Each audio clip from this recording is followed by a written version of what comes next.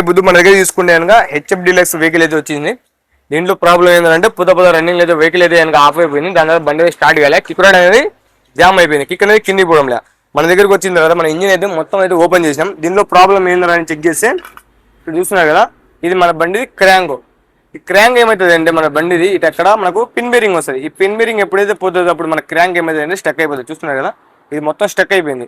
దీనివల్ల ఏమవుతుందంటే మన కిక్ అనేది అస్సలు అయితే పని చేయదు. కిక్ కిందికి అస్సలు అయితే పోదు, మొత్తం స్టక్ అయిపోతుంది.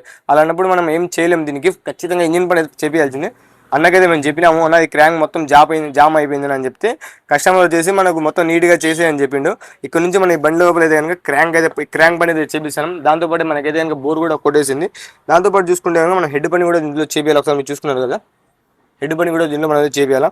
దాంతోపాటు దీనికి క్లచ్ బెల్ ఉంది కదా, క్లచ్ బిల్లు నజిగా ఇక్కడ నుంచి చూసుకుంటే క్లచ్ బిల్ కూడా మొత్తం స్టెప్పులు అయితే కొట్టేసింది. బాగా గమనిస్తే కనుక క్లచ్ బిల్ కూడా మనం అయితే కొత్త అయితే వేసాం దీని లోపల. అలాగే చూసుకుంటే దీని లోపల చూసుకుంటే కనుక గేర్ చేంజరు, మన గేర్లు వేసేది ఉంటుంది కదా, ఇది కంపల్సరీగా ఇంజిన్ ఓపెన్ చేస్తే కనుక కంపల్సరీ గేర్ చేంజ్ అనేది వేసుకోవాలి. స్పెండర్ బండ్లకు, ప్యాషన్ ప్రో బండ్లకు ఎక్కువగా కంప్లైంట్ ఏంటంటే గేర్ చేంజరు.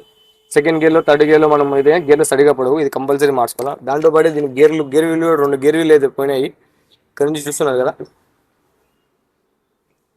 దీని లోపల గేర్ వీల్ కూడా బాగా చూస్తున్నారు, పనులు అయితే పోయినాయి. దీనికి మనం ఇలాగైనా బేస్ అయ్యాక మళ్ళీ మనకైతే సౌండ్ అయితే వస్తాయి రన్నింగ్లో. చూస్తున్నారు కదా, ఈ 2 గేర్ వీల్ అయితే దీని లోపల అయితే ఎక్స్చేంజ్ చేయాలా.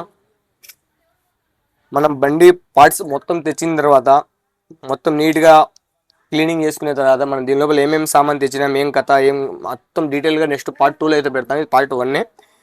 కస్టమర్ డిమాండ్ ఏంటంటే కనుక మన బండి వెహికల్ మాత్రం కరెక్ట్గా నీట్గా ఉండాలా, స్మోక్ అయితే రాకూడదు, సౌండ్ అస్సలు ఉండకూడదు ఇంజిన్లో అని చెప్పిండు. దీంతో పాటు మనం దీని లోపల క్లచ్ ప్లేట్లు, timing chain, packing kit, oil సిలిట్ మొత్తం అయితే తెప్పిస్తాం. బోర్ కిట్ అయితే అనేది కొత్తది ఏమని చెప్పిండు. పార్ట్ 2లో మళ్ళీ కలుద్దాం, మొత్తం పార్ట్స్ తీసుకుని నెక్స్ట్ వీడియో మళ్ళీ కలుద్దాం. By by.